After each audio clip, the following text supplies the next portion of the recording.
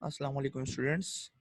This is our second lecture of computer in which we will continue our first chapter hardware basics. In first lecture we studied about system unit, motherboard and the components of motherboard. In this lecture we will discuss what is processor and what is memory. First of all, what is processor? It is the main central unit of the computer. It is also called CPU. Uh, the processor is in the form of silicon chip. This processor is responsible for all the events occurred inside the computer. The processor is responsible for all the operations done inside the computer. The operations that are performed by microprocessors are called instruction sets. What are instruction sets? These instruction sets is hardwired in the CPU. If we have complicated instruction sets, our CPU runs very slow. For the speed of CPU, we have simple instruction sets. The more complications leads to the slower the speeds of CPU. There are different types of processors. There are different companies that are making processors. We have IBM, we have Apple, and many more. What is the compatibility of processor? If a program run on two different computer brands that are said to be compatible. If we write a program and it runs on only one processor, only one computer, then this program is not compatible. If our program runs in different processors, different computers are called compatible. Program written for IBM compatible computers usually does not run on Apple computers.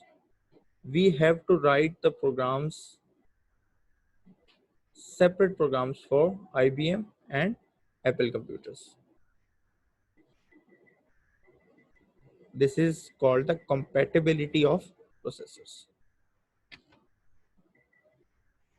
Next, what are the units of CPU? Basically, there are four units of CPU. It includes control unit, arithmetic logic unit, registers, and clock unit. We will discuss every unit. First of all, what is control unit?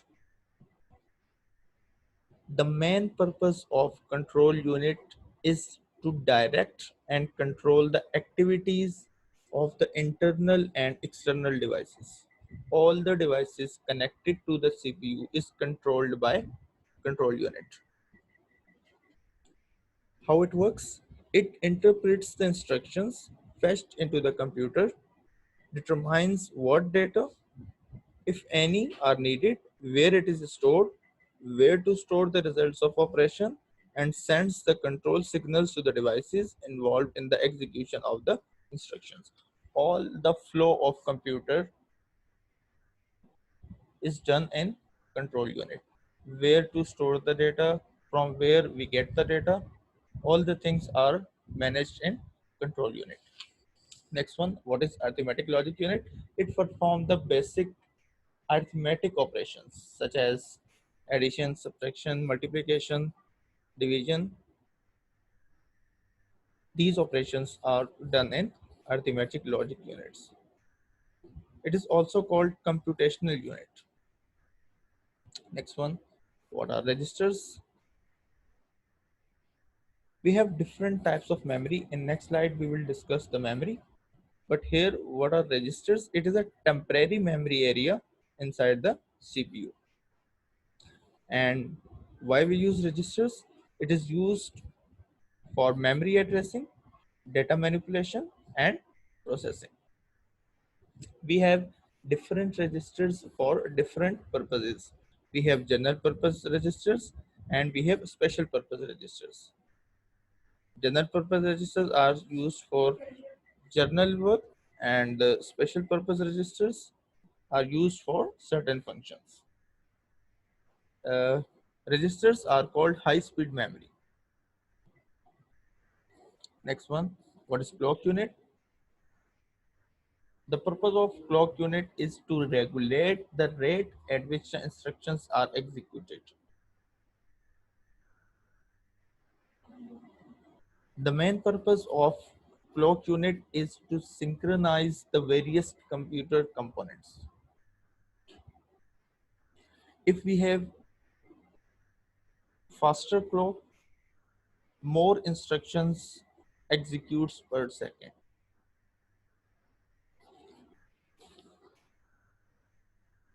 Next, we have computer memory.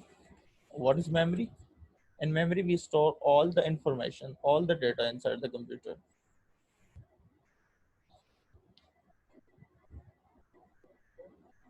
What is the definition of memory? It is any physical device capable of storing information temporarily, like RAM. In RAM, we store the temporary information, or permanently, like ROM. In ROM, we store permanent information. Basically, there are two types of memory. One is primary memory and other one is secondary memory. Now, what is primary memory? Primary memory is also called main memory.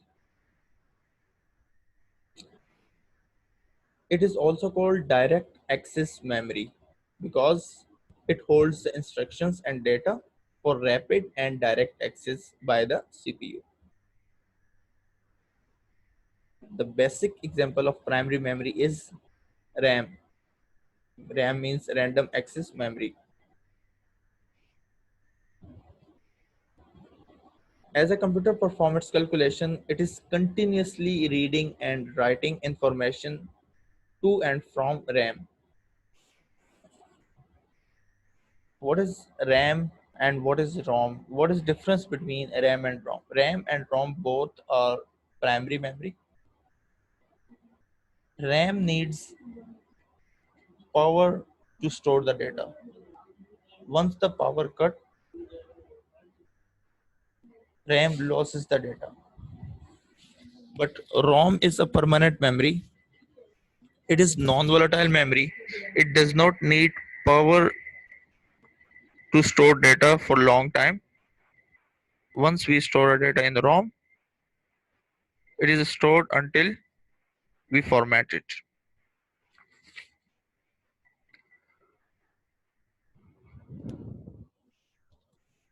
What's the RAM made up of? Modern RAMs are made up of semiconductor circuitry, and as I told you, RAM is a volatile form of information storage. When the electrical power is terminated, the data stored in RAM will be lost. But in contrast, ROM does not need power to store to retain its data. We have different types of RAM, SRAM, DRAM, and we have types of ROM as well, which includes PROM, EPROM, EEPROM. These are not included in your syllabus. Next, what is secondary memory? The other name of secondary memory is auxiliary memory or mass storage.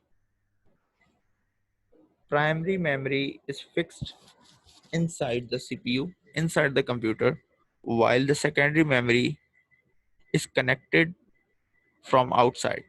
Therefore, the speed of primary memory is very fast, but the speed of secondary memory is slow. But secondary memory has Maximum storage.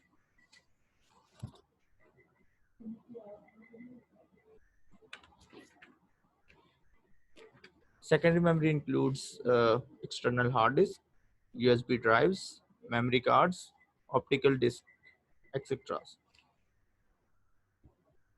This is your homework. What do you understand by compatibility of processor?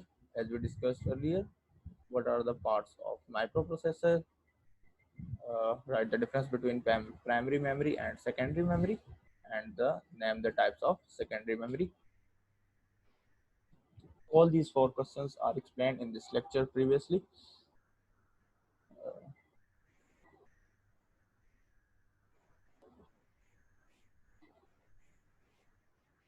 This is it from today's lecture.